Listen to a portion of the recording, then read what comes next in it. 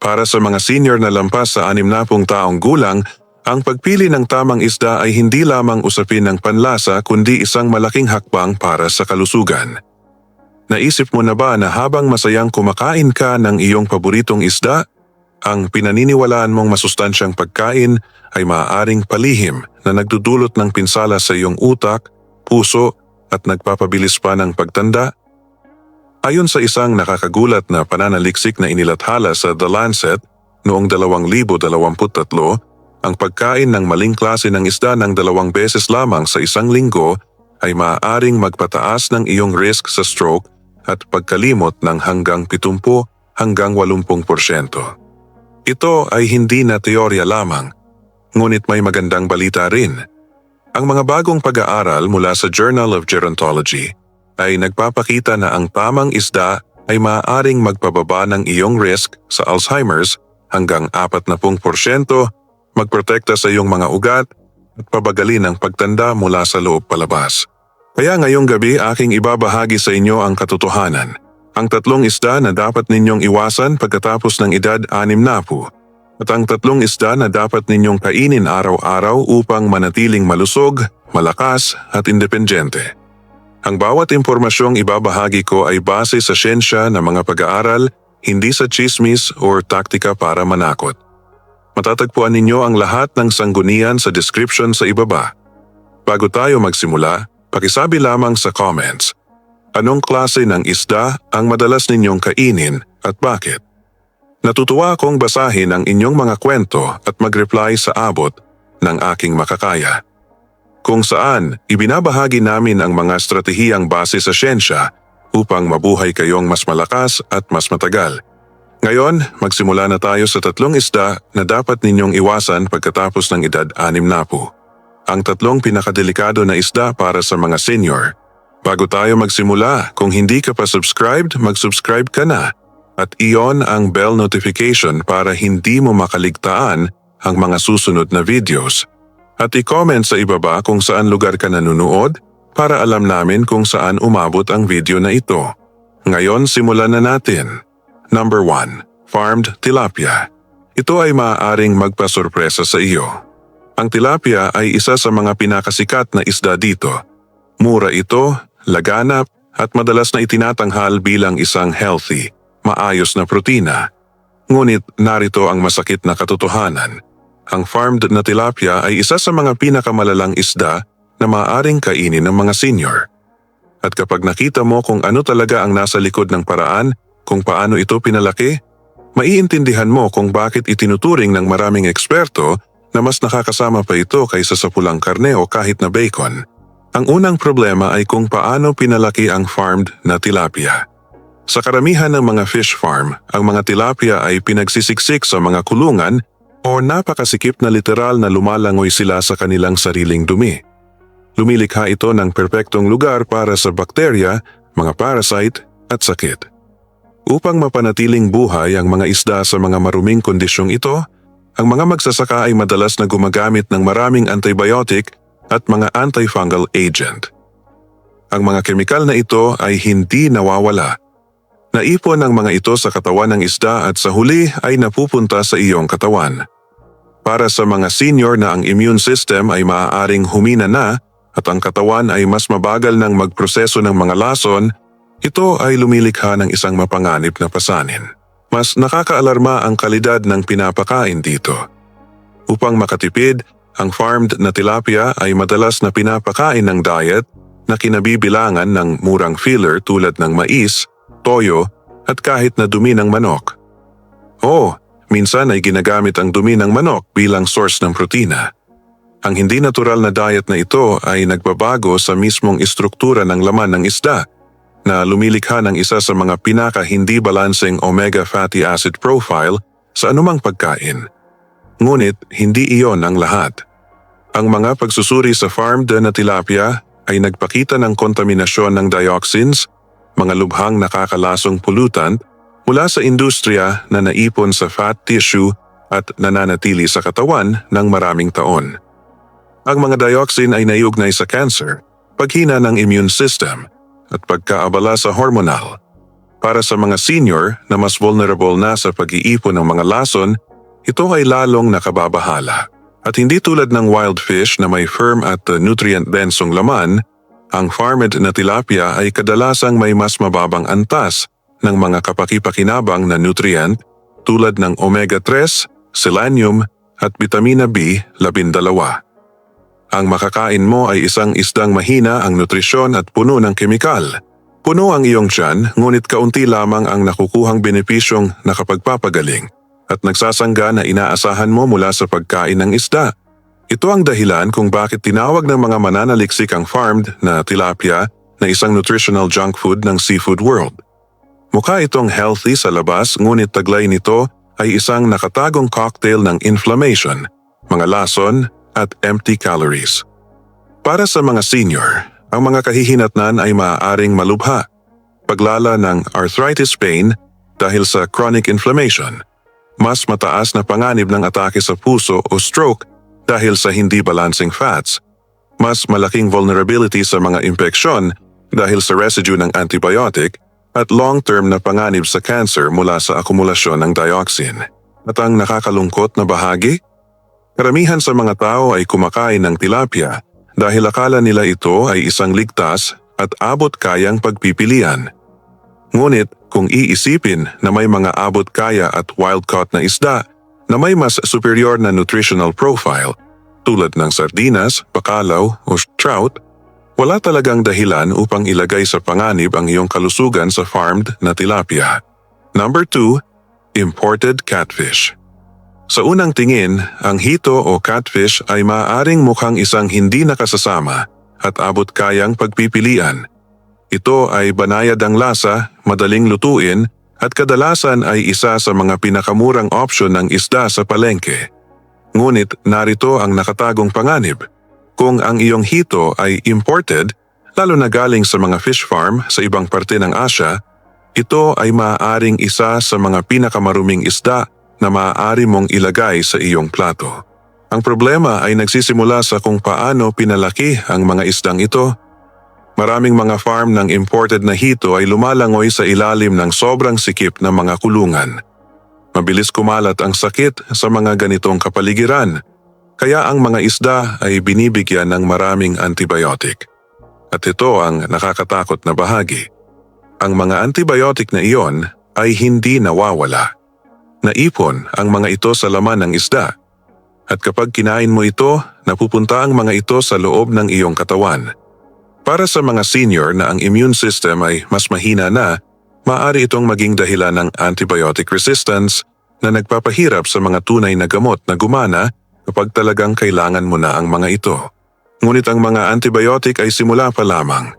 Ang mga independenteng pagsusuri sa imported na hito ay nakakita ng mga residue ng mga ipinagbabawal na kemikal at mga carcinogen, mga sangkap na hindi dapat nasa iyong pagkain. Ang mga isdang ito ay kadalasang pinalaki sa maruruming tubig na sumisipsip ng mga dumi mula sa industriya at mga heavy metal tulad ng mercury at lead, mga lason na dahan-dahang naipon sa iyong katawan sa paglipas ng panahon. Para sa mga matatanda na ang katawan ay mas mabagal ng magproseso ng mga lason, maaari itong mga hulugan ng mas mataas na panganib ng pagkasira ng bato, mga problema sa neurological at maging ng cancer. At ang pinakamasaklap, ang imported na hito ay mas mahina ang nutrisyon kumpara sa mas masustansyang isda.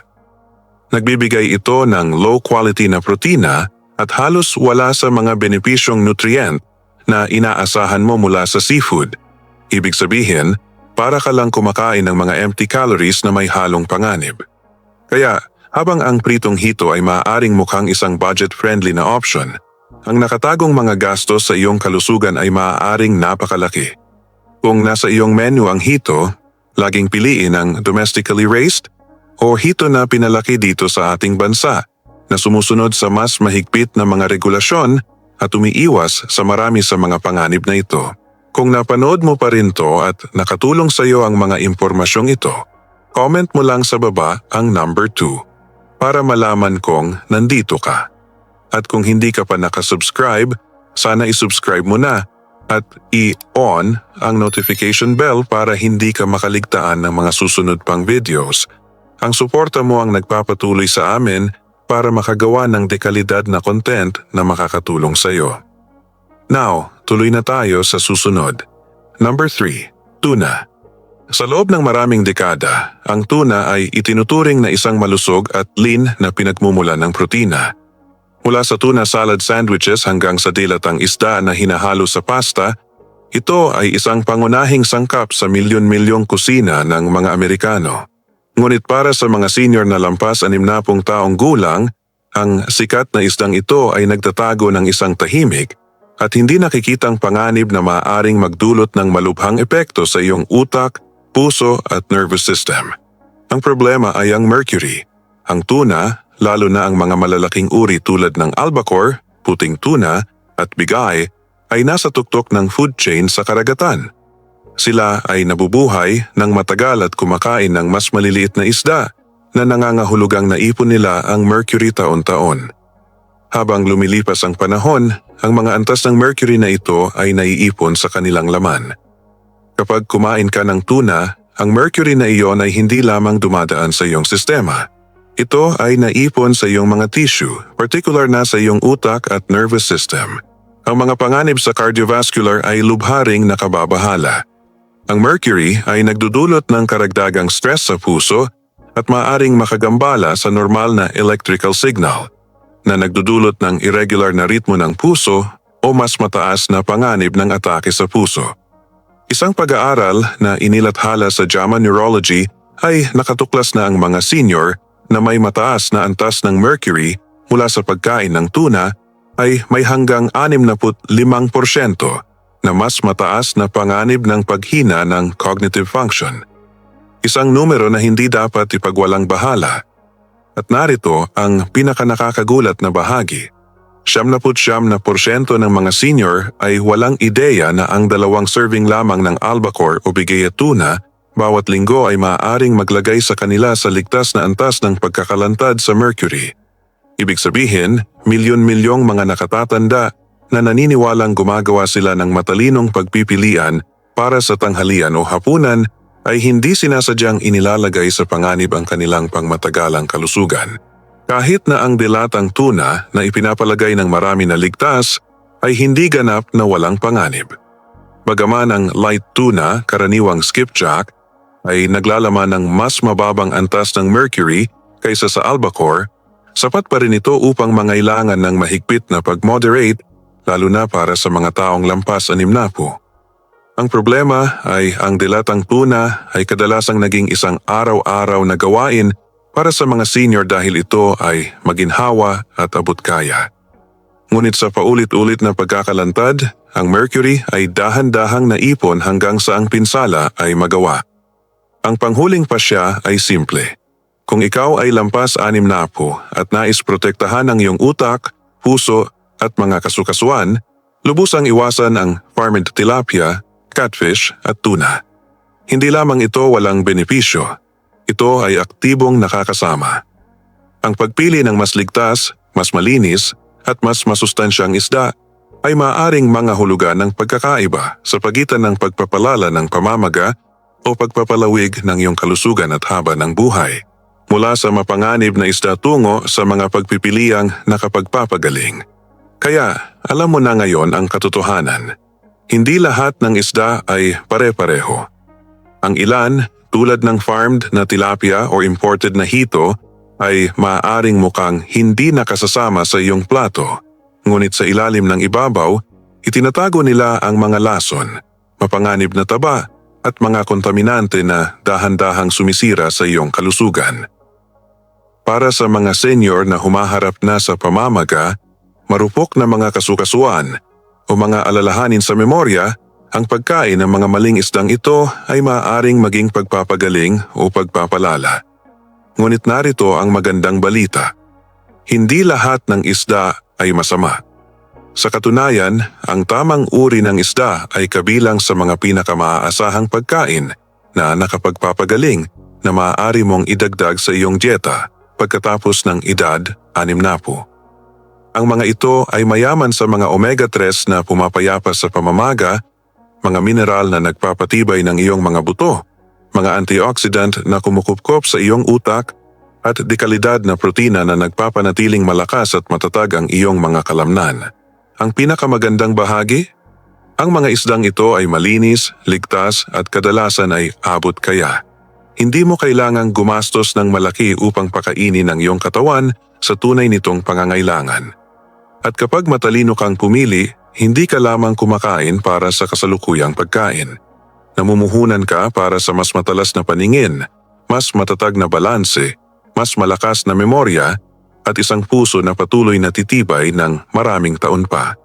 Kaya, iwanan natin ang listahan ng mga mapanganib at sumisid ng diretso sa 3 pinakamabisang isda para sa mga senior na lampas 60 na mag-uumpisa sa isang isda na hindi laging nabibigyan ng atensyon ngunit nararapat na magkaroon ng permanenteng lugar sa iyong hapagkainan. Ang 3 pinaka-healthy na isda para sa mga senior. Kung gusto mo ang topic ng video na ito, mag-comment ng mabuhay sa comment section. Kung hindi ito ang inaasahan mo, mag-comment ng 0 para ma-improve ko pa at makagawa ng mas magagandang video na akma sa iyong pangangailangan. Ngayon, ipagpatuloy na natin. Number 1, sardines. Sa unang tingin, ang mga sardinas ay hindi mukhang kagila-gilalas. Napakaliit nila, nakapakete sa maliliit na lata at kadalasang napapadaan lang sa ating mga paningin kumpara sa mas sikat na seafood tulad ng salmon o tuna. Ngunit narito ang nakakagulat na katotohanan. Ang sardinas ay isa sa mga pinakamakapangyarihang superfood na maaaring kainin ng mga senior. Huwag palinlang ng kanilang maliit na sukat. Ang maliliit na isdang ito ay nagtataglay ng napakalaking benepisyo sa kalusugan, lalo na pagkatapos ng edad na 60. Magsimula tayo sa kanilang pinakatanyag na katangian, ang omega-3 fatty acids. Ang sardinas ay isa sa mga mayamang natural na pinagmumulan ng omega-3 na naglalaman ng mas marami bawat serving kumpara sa halos anumang iba pang isda. Bakit ito napakahalaga para sa mga nakatatanda? Habang tayo ay tumatanda, ang ating mga katawan ay natural na nagkakaroon ng mas maraming mga kompuesto na nagdudulot ng pamamaga. Ang inflammation na ito ang nakatagong sanhi ng pananakit ng mga kasukasuan, arthritis, sakit sa puso, baradong mga ugat, at maging paghina ng memorya.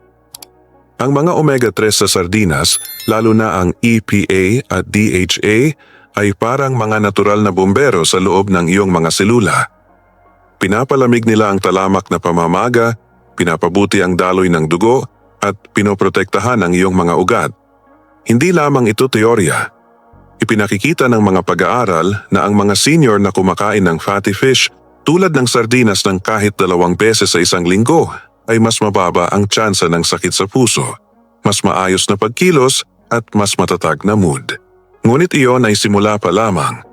Ang sardinas ay isa rin sa iilang natural na pinagmumulan ng vitamin D, isang nutrient na mas mahirap makuha pagkatapos ng 60. Ang ating balat ay humihina sa pag-convert ng sikat ng araw sa vitamin D. At maraming senior ang hindi namamalayang nagkukulang nito.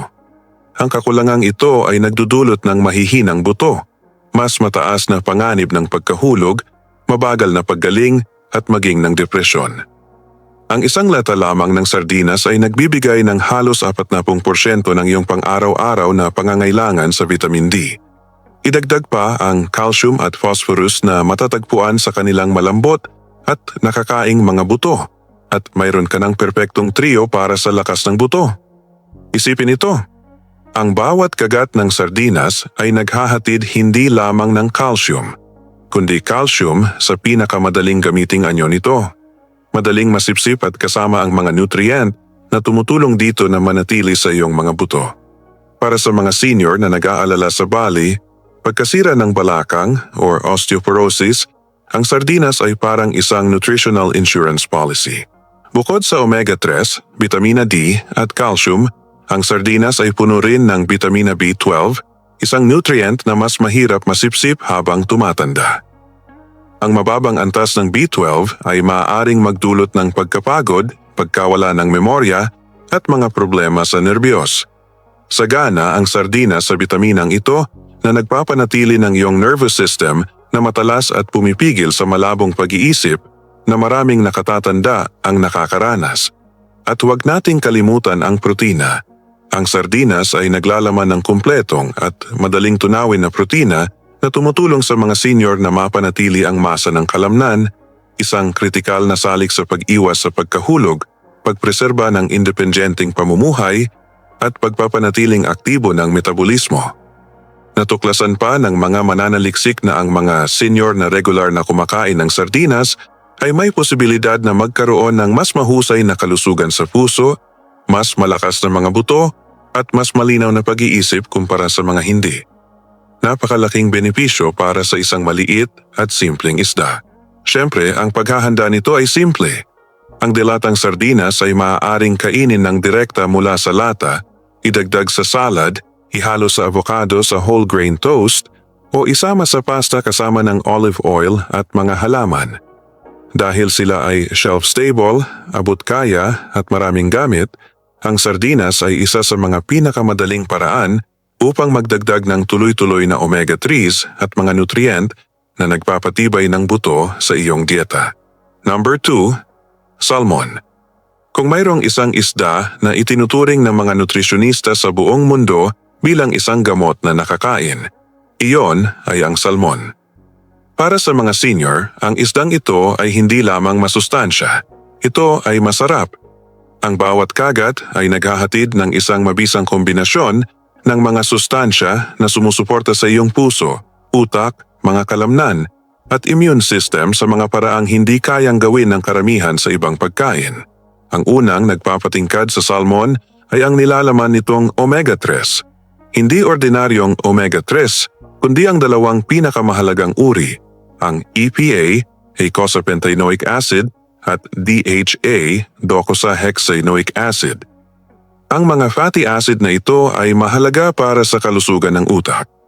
Sa katunayan, ang pananaliksik mula sa University of Pittsburgh ay nakatuklas na ang mga senior na may mas mataas na antas ng DHA sa dugo ay may mas malaking volume ng utak at mas matatag na memorya kumpara sa mga may mababang antas. Ibig sabihin, ang salmon ay hindi lamang pumipigil sa paghina ng utak, aktibo itong tumutulong na manatiling matalas at matibay ang iyong utak kahit nasa ika-7 o ika-8 ka na. Ngayon, pag-usapan natin ang protina. Habang tayo ay tumatanda, ang ating mga katawan ay humihina sa paggamit ng protinang ating kinakain.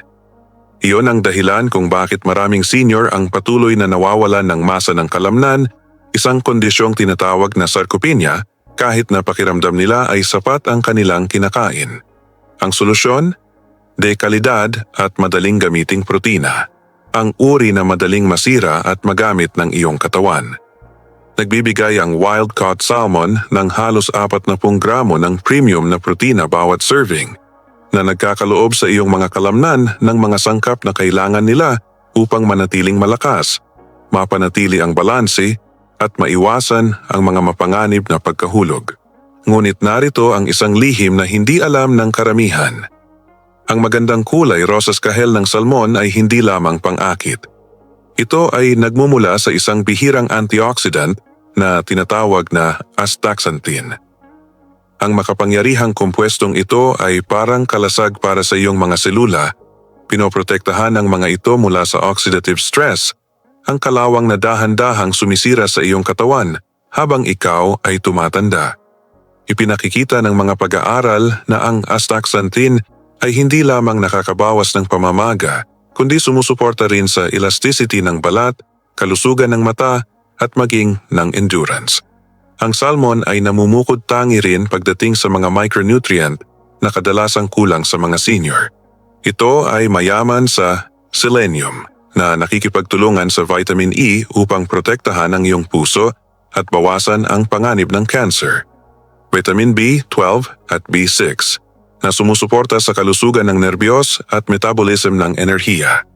Vitamin D na nagpapatibay ng mga buto at nagpapalakas ng immunity. Number 3, rainbow trout. Kung iniisip ng mga tao ang tungkol sa pinakamalusog na isda, ang salmon ang madalas na nabibigyan ng lahat ng papuri. Ngunit kung ikaw ay lampas sa 60, May isang isda na tahimik na nararapat sa korona, ang rainbow trout. Bakit? Dahil pinagsasama nito ang mga benepisyong nutritional ng salmon at sardinas, habang isa ito sa pinakamalinis at pinakaligtas na isda na maaari mong kainin. Narito ang unang bagay na nagpapatingkad sa rainbow trout, ang kaligtasan. Hindi tulad ng maraming farmed fish na masikip, pinalalagyan ng antibiotics at pinapakain ng hindi natural na dieta, ang mga rainbow trout na pinalaki sa United States ay sumusunod sa mahigpit na mga regulasyon. Sila ay pinalaki sa malinis, freshwater system na may maingat na kinokontrol ng mga kondisyon. Ibig sabihin, hindi mo kailangang mag-alala tungkol sa mercury, pollutants o mga nakatagong chemical. Ginagawa nitong ang trout ay isa sa mga pinakamaasahang pagpipilian para sa mga senior na nag-aalala sa mga lason na naipon sa kanilang sistema. At ang trout ay hindi lamang tungkol sa omega-3, ito ay puno rin ng mga mineral na lubhang kailangan ng mga senior. Potassium. Ito ay napakahalaga. Halos 70% ng mga senior na lampas 60 ay nahihirapan sa mataas na presyon ng dugo. Ang potassium ay kumikilos upang balansehin ang labis na sodium, tumutulong na regulahin ang presyon ng dugo ng natural at binabawasan ang panganib ng stroke. Phosphorus. Nakikipagtulungan sa calcium upang protektahan ang mga buto at maiwasan ang mga bali. Iron. Pinapataas ang produksyon ng pulang selula ng dugo at tumutulong labanan ang pagkapagod. Zinc. Mahalaga para sa immune function, paggaling, at pagpapanatili ng panlasa at pangamoy habang tayo ay tumatanda. Pagkatapos ay mayroon ang profile ng B-vitamina. Ang trout ay partikular na mayaman sa niacin, vitamin B3, na sumusuporta sa malusog na antas ng kolesterol sa pamamagitan ng pagtaas ng HDL, ang mabuting kolesterol, at pagbaba ng LDL, ang masama. Ang mga senior na nakakakuha ng sapat na niacin ay may mas mababang panganib para sa sakit sa puso, isang malaking panalo para sa kalusugan ng puso. Dagdagan pa ito ng isang malusog na dosis ng B12 na nagpapanatili ng maayos na paggana ng iyong mga nerbiyos at tumutulong maiwasan ang pagkapagod at brain fog na maraming tao ang nararanasan pagkatapos ng 60. Ang isa pang nakatagong kayamanan sa rainbow trout ay ang nilalaman nitong vitamin E. Ang antioxidant na ito ay nagpoprotekta sa mga cell membrane mula sa pinsala at sumusuporta sa immune defense. Kapag pinagsama sa omega-3 at selenium, ang vitamin E ay lumilikha ng isang triple shield laban sa oxidative stress at age-related na paghina. At huwag nating kalimutan ang isa sa mga pinaka-praktikal na benepisyo, ang kadalian ng pagkain. Ang banayad na lasa at malambot, fluffy na texture ng trout ay ginagawa itong napakadaling tunawin. Para sa mga senior na kung minsan ay nakakahanap ng isda na masyadong mamantika, masyadong malakas ang lasa o masyadong matigas, ang trout ay banayad sa tiyan habang naghahatid pa rin ng world-class na nutrisyon. Panghuli, ang rainbow trout ay maraming gamit. Maaari mo itong ihurno, ipanser, o kahit na i-grill kasama ng mga halaman at lemon. Ito ay umaangkop ng maganda sa iba't ibang paraan ng pagluluto nang hindi nawawala ang nutrient profile nito. Ibig sabihin, mas mababa ang tsansa na mainip at bumalik sa mga hindi malusog na gawi sa pagkain. Kaya narito na ang buong katotohanan tungkol sa isda pagkatapos ng 60. Ang ilan ay maaaring tahimik na makapinsala sa iyong puso, utak at mga kasukasuan, pinupuno ang iyong katawan ng mga lason at pamamaga, habang ang iba ay maaaring magpalusog sa bawat selula, protektahan ang iyong memorya at ibalik sa iyo ang enerhiya at lakas na akala mo ay nawala na. Ang pagpipilian ay simple ngunit maaasahan. Patuloy na kumain ng mga maling isda at ang mga panganib ay dahan-dahang naipon, stroke, pagkawala ng memorya, pananakit ng kasukasuan, maging ang mabilis na pagtanda. Ngunit piliin ang mga tamang isda tulad ng salmon, sardinas o rainbow trout. At literal na pinapakain mo ang iyong katawan ng gamot tuwing linggo. Ang iyong kinain ngayon ay magiging kalidad ng iyong buhay bukas. Ito ang magpapasya kung ikaw ay magiging malakas para magbuhat ng groceries, matalino para masiyahan sa mga pag-uusap, at kumpiyansa para mabuhay ng independyente hanggang sa iyong ika-70, 80 at higit pa. At tandaan, hindi mo kailangang baguhin ang lahat. Magsimula sa maliit. Palitan ng isang mapanganib na isda ng isang nakapagpapagaling na isda. Magdagdag lamang ng 1 o 2 servings ng tamang uri ng seafood bawat linggo.